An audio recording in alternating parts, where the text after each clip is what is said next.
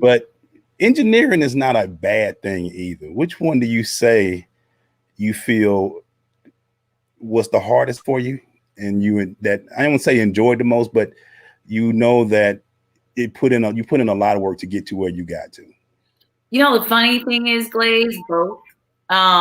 They both offer something different as far as rewarding, the amount of time it took. I mean, Georgia Tech, I got out of there in 5.5 years, right? So I'm playing for athletes. Don't even say nothing. Athlete playing. Whatever. I come out with 2 degrees. So I mean, right. Different. But you know, here I am 10 years into my career as an engineer, and you know, I've done it in 2 different states, and it's something that's very rewarding. And it's very hard, honestly. Like, you know, I passed the first half of my exam to become a professional engineer. Started studying for the second half, and then, you know, I started doing sports. And so I said, I don't want to be an engineer anymore. Started doing sports, didn't take my PE exam. And then sports was a whole new level, sports broadcasting, should I say, a whole new level of hard. So it was fun for me. A lot of people said I was a natural when I first started. What people don't know is as soon as that red light turns on and it's just you and 1,000 other people on the other side of that camera looking at you, you can blank out. Right. And there's been times where I've been in front of that camera and I said, oh my God. And then you have to get it together in like 2 seconds because you're a deer in headlights. Right. So it helped me master something completely different. A lot of people don't know this, but I have anxiety. Being a broadcaster actually helps me control my breathing, control my thoughts, control what I want to say. It helps me listen better before speaking, which is something I'm still working on, as you know already, by the many times I cut you off. But it's hard in different ways because they challenge you both in different ways. You know, you either go build a bridge and some roads for people to drive on, or you're interviewing somebody in front of thousands of people. So they're both hard and challenging in different ways. And I'll answer it anyway. I mean, engineering is okay, but of course I have fun doing broadcasting a lot more. In broadcasting, you probably went in with preconceived notions about the severity of how hard it was. What's the one thing that surprised you about it once you got into the business? That's a good question. Excuse my dog. She's acting up back at the door. I don't know. How old is she now? 2. She just turned 2 last week. Turned 2. Okay. Yeah, she's still getting birthday presents. But no, I mean, back to your question. Ella just made me blank out. Can you repeat the question again? About, you know, coming into this journalist, I thought I had some things. I always thought it's going to be like this. But then when I got in, I was like, oh, it's a lot more difficult. And what was the most surprising thing about it when you got into it? How competitive it is. It is a lot of people, especially in the city of Atlanta, which is a top 10 market for broadcasting and sports especially. It's very competitive, which is one of the things I like about it, but it also surprised me. So many people vying for the same jobs around the country. And the difference is not how much talent you have, believe it or not. It's how hard you work to get to it. And I'm still in that process now of, okay, don't quit. You're right there. Put in the work. It'll pay off. So it's not about the talent level. It's just about how well you can stick with it and how stubborn you can be and fight. And that surprised me a lot, actually. Yeah, it is very competitive. And I was very shocked about that. But we've talked a lot. We had a lot of conversations. What makes you keep going? Because I know that you've been on the brink of a few things. You've had a lot of success. Don't get it wrong. I know I've seen you do a lot of things, but I know some of the things that you want to do. And you seem to be like, man, like this year, we thought 2020 was going to be totally different in the way it was. I was about to break out. I was about to have a star year. I was about to get a whole bunch of stuff. I had a contract waiting on me. I'm just like, oh my God, COVID. Supposed to be married and stuff. COVID messed up everything. COVID changed a lot of things. But what keeps you going? Because this thing can be frustrating. I've been frustrated a few times, and I know you've been. So what keeps you going? I'm very stubborn. In a good way, though. I am a stubborn person, and I usually do not quit until I get what I want. And it's not just about getting what I want. It's about something that I'm good at, that I'm passionate at, and that I can find a way to get what I want or get the most out of life, should I say. So when I say that, as a reporter and as an analyst, I get to talk to so many people in so many different like walks of life. Like I remember when I was doing The Dream, we had we had presidents, we had athletes, we had previous players, male and female. We had executives, we had business owners, we had team GMs, everybody you could think of coming through there during the game, and we would interview them during the game. And these are people that you can network with. Yeah. But the reason why I like doing it is just because it keeps me on my toes, and it introduces me to so many people. It allows me to get their stories. And through their stories, I find a way to somehow relate. And that's one of the things that people have told me is my strength in my interviewing is, in my reporting, is I find a way and an alley to relate to the common person. And surprisingly, that's what I love to do. So I'm happy that was something like good feedback from some of my mentors. China was one of them. But some of my mentors who tell me, hey, you're good at relating to people. And that's something I'm passionate about. So that keeps me going. And then also that little bit of ADHD where I got to have something different to do. Like I can't do the same thing every day. I got to be thrown in the fire. I need you to tell me, hey, you got 30 seconds to get over there. Yeah. The president of whatever corporation's over there, think of something in 30 seconds, get over there. You got a 5-minute interview. As crazy as that sounds, I like that kind of stuff. That gets me like going. So good excitement and being able to see and interview different people. I love that about it. And let's talk about that a little bit, because sometimes you do have to go from a regular game interview of a player to a 2 Chainz or the CEO of somebody else and all of that. Tell people the difference in the mindset, because you can watch a game all day and prepare questions for a player. But if a guy walks in the stadium and you ain't even know what's coming, you have to somehow think of, all right, these questions got to be relevant and they got to be kind of entertaining. I know that your ADHD kicks in and you all excited about it, but tell people about the difference in that. That's a big deal to people that don't do this every day. And you're right, it is a big deal, and people don't notice it at home. But as a newer reporter, like when I first started, when I tell you the only way you can learn is to jump in and do it, like there is no lesson to be taught to teach you about that fire you're going to be thrown into. You just got to go out there and do it. And I just think it's just one of those things where like it's just such a rewarding job to have. And like I said, the interviews and everything about it just is so rewarding to me. And the way your thought process has to be is, what does the audience want to see? What do they want to come across the screen? So you have a producer in your ear who tells you, hey, make sure you put this in, that in. But then you got to fill an extra 2 or 3 minutes here or there. So in your mind, while you're trying to listen to the person talking to you, giving you the interview, you're thinking of your next question. But as you're thinking of your next question and what to ask them, you also have to listen to them so that you don't miss what they're saying. Because they might say something that throws off your entire chain of questions that you already had in your mind that's more interesting to the audience. You know, and that's happened to me several times. So you have to be able to think very fast on your feet. You have to be able to adapt very well. You need to have, and I didn't learn this until probably a year and a half in, you need a question bank as a reporter. You need to have some staple questions that you have ready. Right. So when you do blank out or when you do run out of questions, you need to fill time. Have some staple questions ready. Trust me, they come in handy. And have different ways of asking them. But at the end of the day, you just have to think of, you know, what does the audience want to see? What do they want to hear? And, you know, what is the person I'm interviewing telling me? What are they telling me? What can I get out of that as far as diving in depth and getting more out of it? If that talk about competition in this field. Oh, it does. It makes a lot of sense. You talk about competition in this, but let's be real. I've always asked, you know, you're one of the people I always look for in this field. Being an African-American woman in this field, is it tough? I know it's tough in general because of what some of the things, and let's be real. I've heard stories about this, and you hitting some major. You're doing your Georgia Swarms, your ACC, your this and that.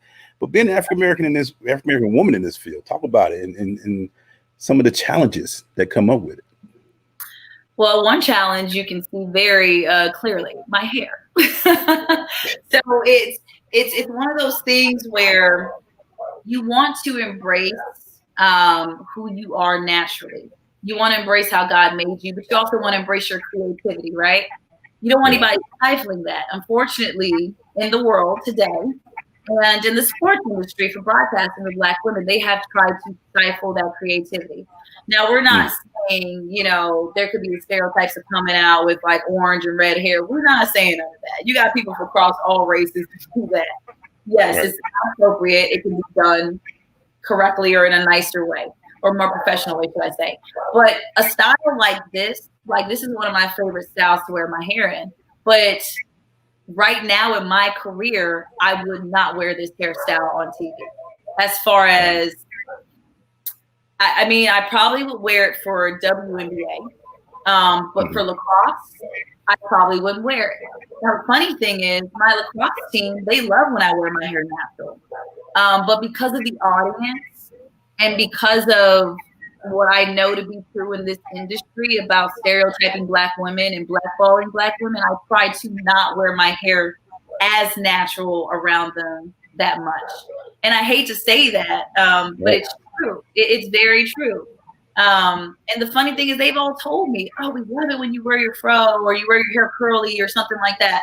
They like it. But in the back of my mind, because of how this world and this country and society has looked down on Black hairstyles after trying to copy them, first of all, another discussion, but how they look down on Black hairstyles, I have to be noticeable of that. And I have other female reporter friends who, they were NBA reporters for their teams. And, one of them, and I'm not going to say what she is, but she asked me when she was struggling in her career, she was like, was it the African gear? Was it the hairstyles? Was it, was it that? Is that the reason why I didn't get my contract renewed? And I was like, girl, no, that is not, I had to console her. So at the end of the day, it's not just me. Another one, my mentor, she's doing the same thing. She worked for ESPN, and she was talking to me about a month ago about how the opportunities are just so limited for Black women, even at that level of ESPN. And most of us played the sports. They'd rather put somebody up there who has never played the sport, who might fit the stereotype, and have them formulate a basic opinion than have a Black woman up there who actually played in the WNBA or played for a college team up there. So it's crazy. We're trying to change the narrative. And that's why a lot of us are breaking out and doing our own thing. So hairstyles for sure. And opportunities. Opportunities is the biggest one. We don't get the same opportunities that, no offense, blonde hair, blue-eyed, whoever is going to fit. We just don't. Not yet, at least. I was talking to Sharon Reed recently and other people like Nefertiti about that. And it just, do you feel more pressure to keep a job? And I say that in this way, when I say keep it, since the jobs are limited, once you get it, do you feel like I have to keep it to give other opportunities? Or the fact that there may be, they do look down on hairstyle. Like, I think your hairstyle is fine, but I do know what you're saying, because there are others out there that weave it up or have to straighten it or keep it a certain style and don't put a lot of color in it. And there are people who I think are just fine. And, Josina Anderson at ESPN, she's no longer there anymore. And you know what they did with Jamel Hill. Do you feel like she knew so much? She knew her job in and out. Easily, better than a lot of men at that spot. A lot of men. And they just got rid of her. And I'm sitting there like, what do women have to do? And I just think, I know so many of y'all in the industry, and I'm like, it's unfair, but what do you think? I know you talk to mentors, or what is it? I mean, that you feel like you have to do this job and fight to keep these positions, or what are your train of thought when you do get these jobs? So the train of thought when I get the jobs are, yes, I do feel a little bit of pressure to keep them, but that's mostly because I'm a newer reporter. Right. So I'm about 4 years in, and I just started my 4th year. I don't have a degree in this. So for me, it's more about trying to prove to them that I can do the job. Now, after I've been with the team a few years, they know what I bring. The stress is a little bit less. But I will say this, in my first and second seasons covering the Storm and the Dream, I did wear my hair out a lot more natural for half of the game. I never got any complaints about it, but in the back of my mind, I did, wonder about it. But It definitely is pressure to try to keep your job, but the answer that I've been getting from all of my mentors and anybody I've been talking to, and I'm going to call one of my reporter friends, after I get off live with you and see how she's doing. But the one thing that I would say is start your own thing. That's the answer that I'm getting, is start your own media company, start your own YouTube channels. And I think this is the right time to do it, because I think so many of us are doing it. So if we can all try to get it together or somehow team up to get these media companies going in that direction, we can take it back. And me and you had, our interview, our panel interview a couple of weeks ago about HBCUs and Black athletes. That could help when it comes to Black media. Because if we start creating our own outlets, our own avenues, and we start hiring our own people to cover the stories and the sports that we know we played and we can cover, it'll all start to switch around and they won't have a choice.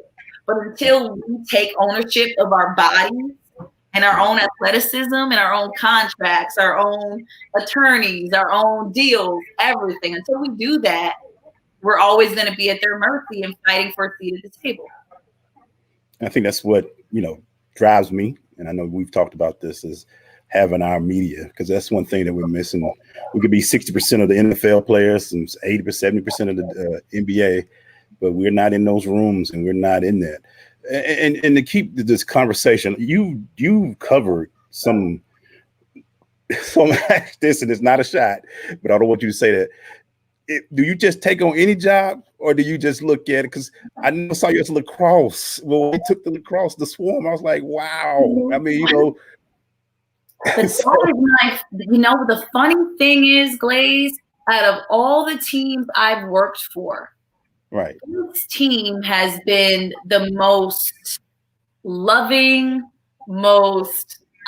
they're like my family. And so when I took the lacrosse job, that was literally my first on-air job. And we started with just media. We started just social media, right? They had what, their second or third season here. They had just come down from Minnesota not too long before. The South is not a big spot for lacrosse. I had just moved back to Atlanta from Chicago. And so I was looking for my first on-air job. So when I saw that they had put out the notice, but they were looking for a reporter, I went and I applied. And they hired me probably the next day. They told me I got the job and it was going to be for free. When I first started, I was doing it for no pay. And then Andy, the owner, the co-owner, shout out to Andy. Andy Arlotta, he saw my first round of interviews with Coach Camo, the head coach, and with one of the players. And as soon as I got off the interview, he looked at Alec at the time, who worked with the Forum, and he said, "Oh my gosh, we got to pay her." And then after that, next 2 to 3 seasons, we got Bleacher Report, and then we got the CW, won a championship. This team has been great for me. I love them. They're Canadian. Most of them are Canadian. And when I say Canadians, they're so much nicer than American people. Like, almost got me wanting to move to Canada. And, I did the NLO draft last year. That was amazing. They flew me to Philly. So the best things of my reporting career have actually come from being with the Swarm and lacrosse. And then when I found out about lacrosse, it's a combination of 3 different sports. It's hockey, soccer, and basketball. And a lot of people don't know that, but it's the fastest game on 2 feet.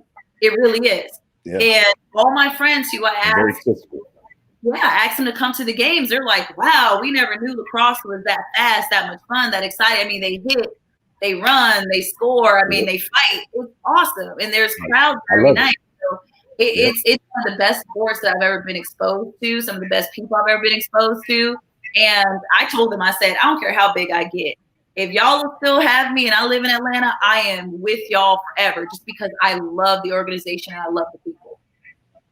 Let me change that. I want to clean that up. It sounded so crass the way I said it. What I meant was not just taking any job, but you love sports like I do. Mm-hmm. So do different sports intrigue you? Like if you got an opportunity to cover a sport you've never thought you would, just like lacrosse, would you say, I report, or your goals different now? You're looking for different things? Because I think sometimes I've been in sports that I didn't think I would ever cover, and I end up like the Swarm and like, this is awesome. I got to keep coming up to go in there and watching these games. And that's how I feel about sports. I've been intrigued to try different things that I normally wouldn't. How about that for you now in your career? Do you still, if something that you wouldn't normally cover come up, would you cover it, or are you still trying to focus on something a little different now? I definitely cover it, and the reason why I definitely cover it is, one, yes, lacrosse taught me a big lesson. Don't knock it till you try it, and I never knocked it. Right. But, try it. You never know, you might like it. And then the other thing is what I touched on earlier. Everybody wants to cover football, basketball, baseball. You throw tennis my way, you throw hockey my way, you throw track, any of them sports, I'm taking it. Where did Carrie Champion start off? Where was she? She was a Tennis Channel, wasn't she? Tennis Channel, right. To host the Sports Center at noon, the most important position in sports, period. Sports Center at noon. Carrie Champion, a brown-skinned Black woman, was up there every day rocking it, and she covered tennis.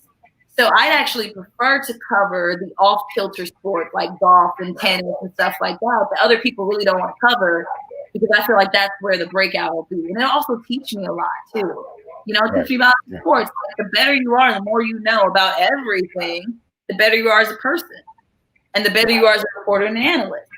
So I'd rather cover sports that are outside of the basketball, the volleyball, the softball, track, all the things I played. So let me ask you, when like you said, you're an engineer as well. Do your people that are around you, they look at you differently because they'll see you on TV on the weekend and then be like, yo, here you go in the office today? Do they kind of look at you differently? Do your family treat you a little differently because they see you on TV? How do people treat, we know Tab used to ball in Georgia Tech, but now Tab is on TV and doing things. How do your friends, your family treat you? The funny thing is my family doesn't treat me any different. My mom, literally, I'll hear her, like she thinks I'm crazy still, because when I left Chicago, I just up and quit my job, and I didn't have another job lined up. I said, I just had an epiphany. I said, this is what I want to do. Right. I said, I want to be back in Atlanta where I know people, where I played ball close to home, and I'm going to pursue broadcasting. And so I up and quit an $80,000 job. Wow. Out the blue. And just said, I'm out. Packed up my cat, and I drove back down to Atlanta. Packed up the cat. And that May, I enrolled in Connecticut School of Broadcasting. It's a 2-3 month training program. And then I went to the Swarm. But, I guess with being an engineer, it's fun and all, but every time I come into the office, and we did have times when we came into the office, the only thing I would hear is, oh, you ain't quit yet? That's what they would tell me. They'd ask me, what are you doing here? What are you doing here? And I told them, I said, as soon as I get a full-time job or full-time gig, a contract in broadcasting, I said, I'm out. That contract was supposed to have come back in March. COVID happened. We know you was on the verge. But it's all good. You know what, Glaze? I think it's gonna work out. You know why? Because next July makes 5 years for me at my job. That means I'll be vested, so I can leave my retirement there. I gotta pull it out. So I gotta just leave it there and let it roll over and keep accruing money. Yeah, that's true. It might work out. I like that. Yeah, you gotta Let's talk about something we don't talk about much, and a lot of people that we don't mention much. Do you miss pageantry? Surprisingly, yes. You don't know. You do your pageants back in the day too. You was miss this and miss that. Do you miss the glance and the what do they call it? The glamour of pageantry? So the funny thing is, the same reasons why I told you I liked being a broadcaster and a reporter. It's competitive. I get to be up there and completely just ambush myself and be a deer in headlights and say, Tab, get it together. You got to answer the question. It's all those things. And that's actually what started me on the path of being a reporter and an analyst. Like, I started doing pageants for 4 years. And I told myself, I was like, well, how can I combine this with what I've already done? And I was like, well, modeling plus sport, what does that mean? Or at least in front of the camera and talking to people, doing interviews plus sport, analyst reporter. So the funny thing about pageants is everybody looks at the movies like Miss Congeniality and they just assume it's, glitz and glam and a bunch of girls throwing fits. When I tell you it is competitive as I don't know what, you have to train your body. You have to eat right. So at least for 3 months you're dieting, or you should be if you take it seriously. You're dieting. Like you saw my picture, I had abs, Glaze. I'm like 175 right now. I'm 6 foot. So I'm about 175, like, workout muscle. I was 142. Good Lord. 6 foot, 140? 6 foot, 142. Wow. This is just a few years ago. So, my head was huge. But I mean, at the end of the day, it's so competitive, and you go out there and you have to have it together. So you get to train like an athlete so your body looks right. You get to be a female because you get to dress up and glitz and glam, do your hair. You have, different interviews in front of panel judges where they're looking at everything. They look at the way you walk, the way you talk, the way you answer a question. And then I did really well. So I'm in the top 5 getting asked questions in front of thousands of people on stage. And you got 30 seconds to get it right. You don't know what answer it is, what question it is. So at the end of the day, it's one of those things that it just gets my adrenaline pumping. It's a lot of fun. And I do miss it. That's one of the things I'm going to get back into is coaching. So I've had a lot of young women ask me to coach them, and I've kind of just been like, nah. But I think with my brand now, as far as, training athletes in social media and stage presence and stuff like that, those are things that I want to translate to athletes, mostly women, of course, women of color especially, but just all athletes in general. Like I want to translate that, teach them stage presence, interviewing techniques, how to answer questions, how to breathe before you speak and things like that. So, and at the same time, I'm teaching myself those things. It's just a way for me to get back and use what I've done in my life so far to help other people out. What do you want the Tabitha brand to be? That's a good question. It's evolving, isn't it? I told you. Because I'm listening to you now, and I just see like coaching and journalists and broadcaster and all of these things. And we're not going to underplay engineering because that's very important. I don't care what nobody say. I think that's awesome that you're an engineer. But what is the brand of Tabitha? What do you want that brand to be? Honestly, and I know I can see my mentor rolling her eyes right now when she sees this, but I want it to be something that covers a multitude of things. So let me explain. So right now, I've gone on a little binge of teas, like the letter T, like Tabitha Turner, so T. Right. So the interview that we did. So whenever I do interviews now, I'm going to call it Tab Talks. Okay. I think it's catchy. It's kind of a one-off on TED Talk, right. And it's also a one-off on Tabitha is talking, with guests of course. But TED Talks, Tab Talks. So it's kind of a one-off on those. 2 more segments that are in the works right now is Tab Pride. So I don't know if you do keep up with my social media because we go back and forth on it. But if you notice, a lot of the stuff around my backyard and my house, I've done myself. Okay. So that little ADHD that I've got kicking in there, it's been there for a good minute. So I have a patio out back, I have a hot tub, I have a pergola, You're just working. Right. So I laid every blade of grass myself, edged it all out, Right now, I'm working on some other things, but my brand for me doing random construction activities is going to be Tab Tries. And then there's Tab Trains. Because I am an athlete and because it comes with the coaching, and I've had people ask me, hey, can you train me in the gym as well as nutrition? Right now, I'm working on getting certified in nutrition and personal training. But when it comes to that, it's going to be Tab Trains. So, I mean, there's just a whole bunch of different things that are going to be up on my website. A lot of teas, so don't get annoyed. But the brand I want people to focus on is that don't limit yourself. Because my whole life I've had people try to limit me. Like, high school, my coach was like, "You get your cold self back in the coach." I was like, "I want to play on the wing."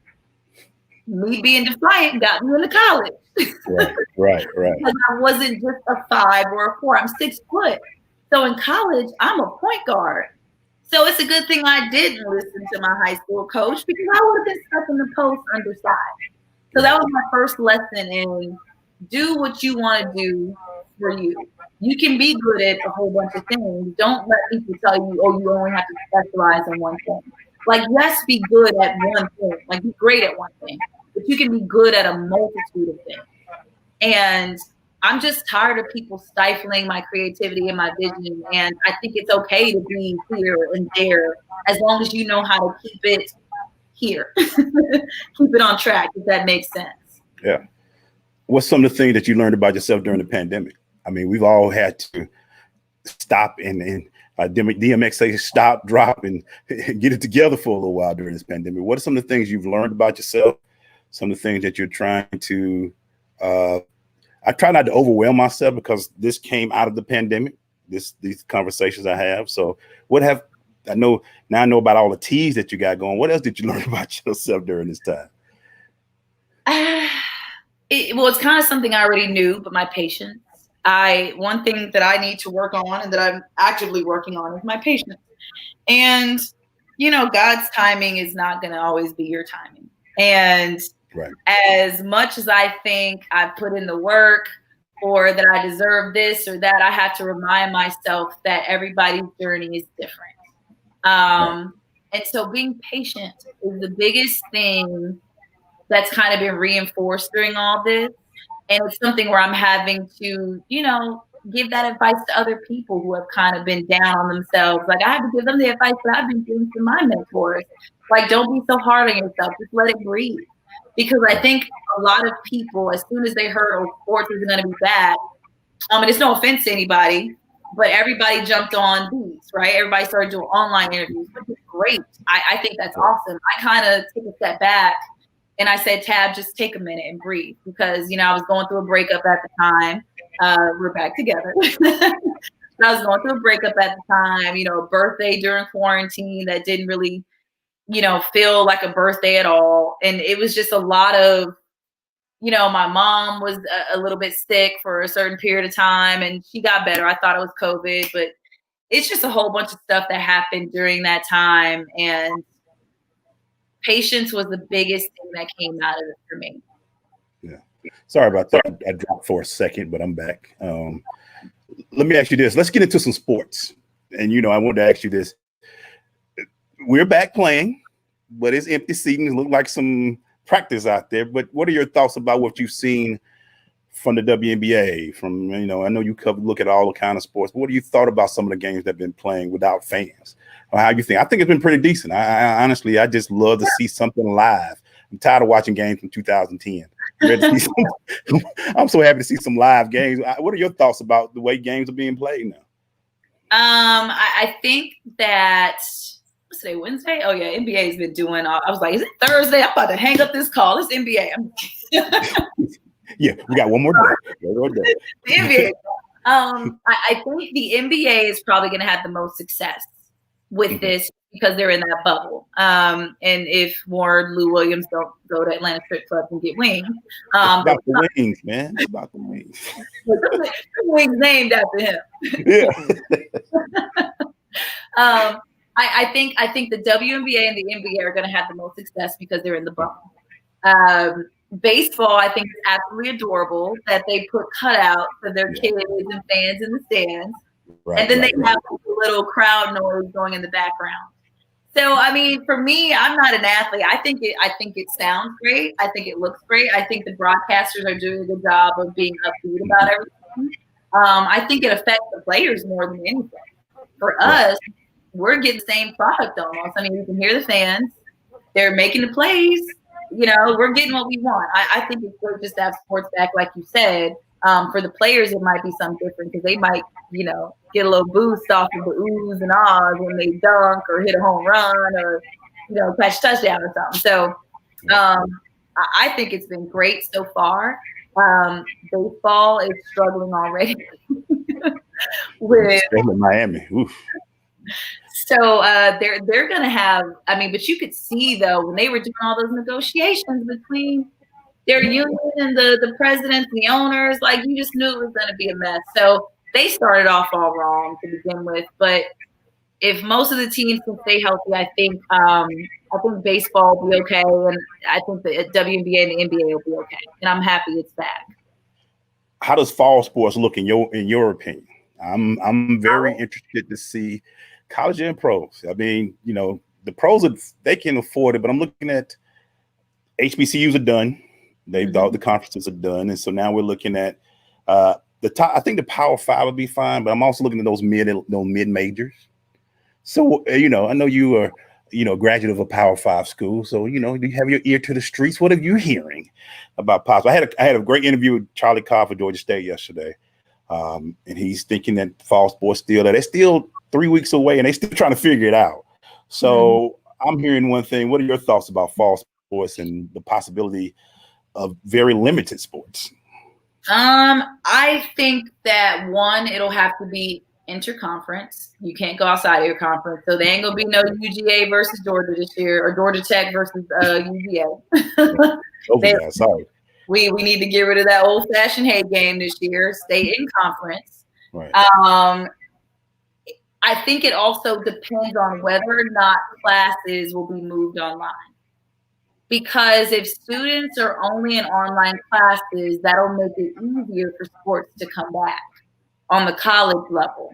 But if these athletes on the college level are constantly being exposed to other students on campus who go home to their families, who are out partying, it's bound to happen. Like they're going to get sick. So I think if schools can remain online for the fall, I think it'll be fine. I think at least Power Five will be able to play interconference. I mean, I'm getting emails from my alma mater saying, "Hey, we're adding on to locker rooms and stadiums." Like they're doing, renovations. So they're gearing up. They said they're ready to go practice. It's gonna be interesting, man. I know. I feel like all my coverage will be on TV today, so I'll be able to watch like everybody else and take a picture of the TV screen. Did y'all see this? And and things of that nature. What's the one thing you're gonna do to stay prepared? What are you doing to stay prepared? Because we don't know where we're going with this. Keep looking at the news, and I keep feeling bad about the way our country is handling this situation. But to stay prepared and be ready when that time is called. When your time is called, what are you doing to keep it going? Besides the tab talks that we just talked about, what other things are you doing to stay prepared and getting ready? Well, I mean, like you said, it's tab talks, it's creating my brand, it's making sure. So it's sending out my demos. So I've sent out the one that I created probably earlier this year. A few of my mentors told me that was a good one, and I could really ship that out to a lot of TV companies and production companies. So shipping that out, working on a new analyst demo now. I have somebody cutting that footage for me because the whole analyst demo, like solely, I was just like, what am I supposed to put on this? So I'm getting help with that because I usually do my own demos. So getting those out to people for them to see. I've got something big coming up in mid-September. It hasn't been announced yet, but got some big. But you gonna text me at least. You'll let me know at least text before everybody else do. I mean, can I get a little? You got to tell me now, but at least close to the time. Of course, they're gonna release it any day now. But it'll be all like this via the web because of the whole COVID situation. But honestly, this is the biggest thing that I've been getting back into is doing these interviews online and conducting them, making sure I have, like I said, my website up and running. So if there is any agents or people or producers that want to see my footage and my material and what I'm doing, they can just go to my website versus different YouTube channels. Still got my profile at the studio that I'm supposed to work at. I've been there the past couple weeks. Still don't have a date for the start of a show, so we'll see. But I've been staying in touch with them as well. But yeah, it's just conducted. I think this is going to be the new way of doing interviews. Yep. If you're not in a bubble, like an NBA bubble or something like that, where you have to stay on a resort with the players, this is going to be it. You have to conduct all your interviews via the web. So I need to clear up some better backspace. I mean, I love this picture, but I need another wall. Get a little studio ready so that I can start doing my interviews and auditions via online. I've never asked you this, but is Anchor Desk something that you would like to do? Yeah, we talked about Carrie, and I thought about that. And we know Elle. I don't know her personally, but you do. And see where she came from the Stews to Ryan to V103 to where she's at now. But could you do Anchor Desk? Would that be something that you would do? And let me ask you this: would you move again? I would. Yes and yes. So the answer to both of those are yes. I tried to step outside of my comfort zone and start doing more hosting, and that's one of the things that, even though it was an in-arena host for the Forum for their second and third seasons, can you imagine getting in front of 10,000 people, 10,000 people for 3 hours at a time and doing promos, reciting scripts, literally engaging the crowd? Like, it is crazy. And literally you have to focus right here. You see your face on the screen, literally to the right. Like, so some of the thing with the hosting, it's kind of taking me out of my comfort zone, but it makes you grow. Right. And so when it comes to the Anchor Desk, I would love to do it. One, because it's more stable. And then two, you get to do more producing, more writing. You get to hopefully cover more of your own stories versus just being told, hey, get out there and cover this story. At least I get to somewhat get into the production role. And that's where I would want to head. Like, after doing Anchor Desk for a couple of years, I want to start producing and writing and things like that, because the people who know the in and outs of everybody's position, they're the best at what they do. Right. I don't think anybody can deny that. So I want to know everything about it. I want to know behind the camera. I want to know in front of the camera. So if you messing up, I can be like, hey, click that button. Let's go. Right. Which was harder, the light that comes on the camera or standing in front of fans trying to ask questions in pageantry? Which was tougher? Oh, I thought you were going to say like the in-arena hosting. So the in-arena hosting by far is the hardest. Yeah, I can see that. Yeah. That is the hardest. The reporting, I take that back, actually.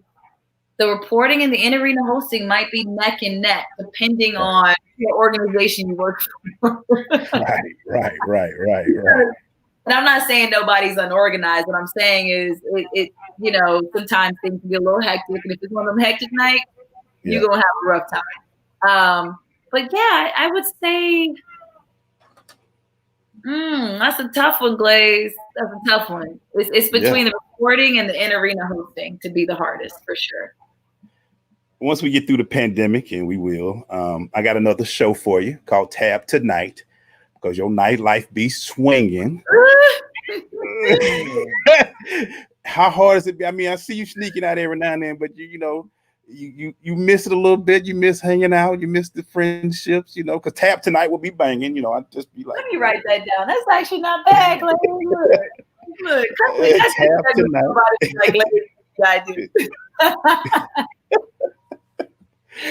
But do you has that been rough for you? I mean, you go out every now and then, I see, but it'd be smaller crowd. Do you miss the nightlife a little bit, or are you, I see you hanging out with people. I'd be like, I don't hang out like that, but I'm a little older than you, so lot older than you. But how is that for you? And do you miss it? And once it's over with, or have you slowed down since you talking about? I heard you mention marriage earlier. Have you slowed down a little bit? Look, he be out with me. What you talking about? No, it's so of course when COVID first happened, everything got shut down. We had no choice. Right. So I did slow down. But what I did do was, I have a really great group of immediate friends who are just like family to me. And I just started doing things. So me and my girls would have like Wine Wednesday, Taco Tuesday, and I would, cook food, or they would bring food, things like that. So we would just do things around the house, and even like the last week and a half, I had a birthday party for my dog. I discovered that my friends love my dog more than me. She got birthday presents, and I got none, but okay. But those are little fun things that we can do in the open air. Just little ways to stay connected and stay together and not go crazy. Because staying in the house by yourself and just doing work and that's it, you're gonna go nuts. So crazy. Yeah. And I'm not gonna lie, I've stepped out a couple times since Atlanta has opened up, but I try to make sure that it's all open air. Did you get some wings? I did not. I ain't going to Magic City. It is small. Yeah, it's tight. City's tight. Get you some wings. I understand it. Yeah, just stay together. That's it. Okay. All right. So Tab tonight, if you hear it, guys, you heard it here. So when she do this, she'll probably do it. Part of her 5-part series of shows she'll be doing. Let me ask you this before we go. Where can they find you at? Because I'm glad you finally, it took you a while to get back on Twitter after your first was taken, but where can they find you at? Instagram is Tab Turner TV. Okay. Facebook is just Tabitha Turner, and I'm going to warn you, there's like 10 of us oddly on there. I didn't realize. Really? Yes. We have a group. A group of Tabitha Turners. Wow. And then Twitter is Tab Turner TV 1, and the 1 is because of the reason that you just stated. I lost my first one, and they won't let me get it back. So Tab Turner TV 1. Well, I thank you, Tab. You've both been hooking me up with some other interviews. We're gonna talk about that later. I got some other interviews I want to do with some of your friends. We're gonna do a bunch. I mean, part 2 of the one we did drops next Tuesday on Tab Tuesday. Tab talks on. Yeah, that was a good one, man. We had a good conversation, and I can't wait for people to check it out. Yeah, home team, me, Maceo, home team, and of course yourself and your boo, as you call him, your man. Who is the strength coach at Morehouse? Strength coach. Yeah. At Morehouse. No, that's got to be tough, but tell him to keep grinding, man. I know he's going to do great things over there. I'm proud of him. Glad he's got that. So we keep it going. So Tab Turner, everybody. She's a host. You're going to probably hear some other things from her. I see on ESPN and all that stuff. I just remember the days we was hanging out at Rolling Out, when we were small. We did, man. Rolling Out was fun. It was so much fun. It was fun. So thank you, Tabitha. Thank you, everybody, for joining us for the EGlaze Chronicles, another episode 53 in the books. We'll see y'all later. Great to be here. See y'all.